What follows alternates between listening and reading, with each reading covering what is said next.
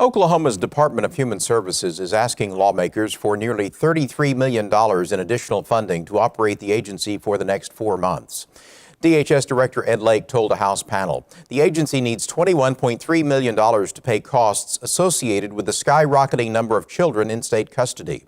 Another $11.6 million is needed to comply with the Pinnacle Plan as part of the settlement agreement to improve the agency's child welfare services. Here's more from that committee hearing in this ONR Extra.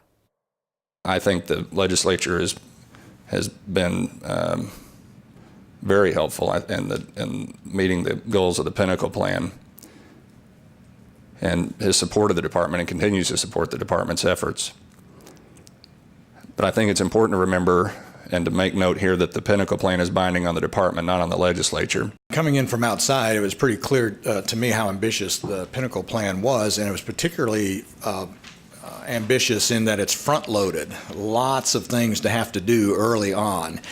And this was going to be undertaken, unfortunately, at the same time that the department was reorganized, and then the governance was changed, and they went through 3 interim directors before I showed up, and that put tremendous pressure on the system. I can't overstate how difficult it is to be changing the way you do fundamental programs while you're trying to reorganize the organizational structure of a department as large as ours. I want to say here on the record that I'm concerned that the department could be held accountable for things beyond their control.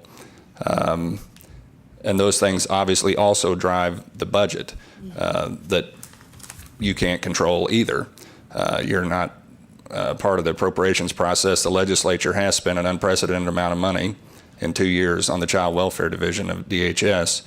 $57 million in new money in the last 2 years, not counting the additional $2 million that you spent out of carryover the first year.